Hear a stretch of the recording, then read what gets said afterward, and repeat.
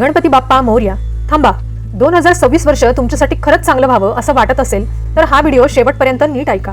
कारण आज आपण जानेवारी 2026 मध्ये तुळ राशीच्या जातकांनी नेमकं काय करावं हे सरळ आणि स्पष्ट पाहणार आहोत. ग्रहगोचरानुसार तुळ राशीबद्दल 2026च्या गुड न्यूज याआधी आपण पाहिल्या आहेतच. तो व्हिडिओ तुम्ही पाहिला नसेल तर डिस्क्रिप्शनमध्ये लिंक दिली आहे, तो नक्की पाहावा. कारण गुड न्यूज ऐकणं वेगळं आणि ती प्रत्यक्षात अनुभवणं वेगळं. त्यासाठी प्रत्येक महिन्यात योग्य कर्म करणं खूप महत्त्वाचं आहे.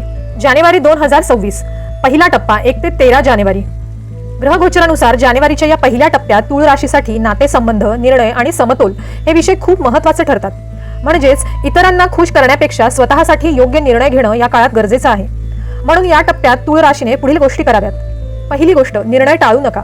सतत विचार करत बसण्यापेक्षा जे योग्य वाटतं ते ठरवा आणि पुढे जा.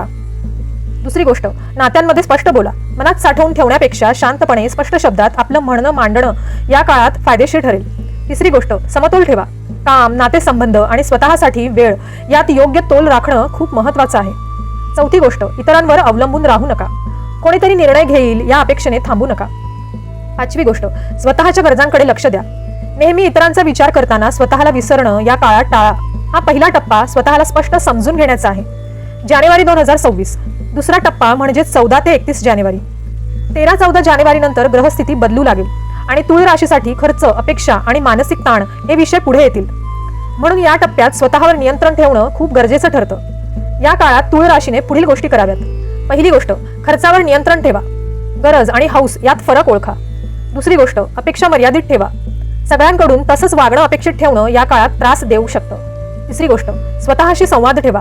मनात काय चाललं आहे हे स्वतःलाच समजून घेण्याचा प्रयत्न करा. चौथी गोष्ट, निर्णय घाईने घेऊ नका.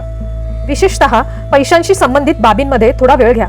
पाचवी गोष्ट, मन शांत ठेवणाऱ्या गोष्टी करा. संगीत, चालणं किंवा थोडा एकांत या गोष्टी या काळात खूप उपयोगी ठरतील.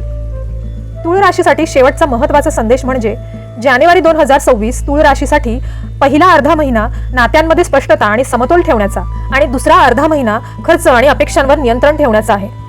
जर तुम्ही हे डूस पाळले तर 2026 मधल्या गुड न्यूजला तुम्ही स्वतःच मार्ग करून द्याल. जानेवारी प्रमाणेच उरलेल्या महिन्यांसाठी काय करावं आणि कोणते उपाय करावेत हे जाणून घेण्यासाठी चॅनलवरचा सविस्तर व्हिडिओ पाहावा. डिस्क्रिप्शन मध्ये पण मी लिंक दिली आहे. आणि अशाच मार्गदर्शनासाठी वक्रतुंड ज्योतिष चॅनलला लाईक, शेअर आणि सबस्क्राईब करा आणि बेल बटनवर क्लिक करायला विसरू नका. म्हणजेच येणाऱ्या नवीन व्हिडिओचं सगळ्यात आधी तुम्हाला नोटिफिकेशन मिळेल. गणपती बाप्पा मोरया.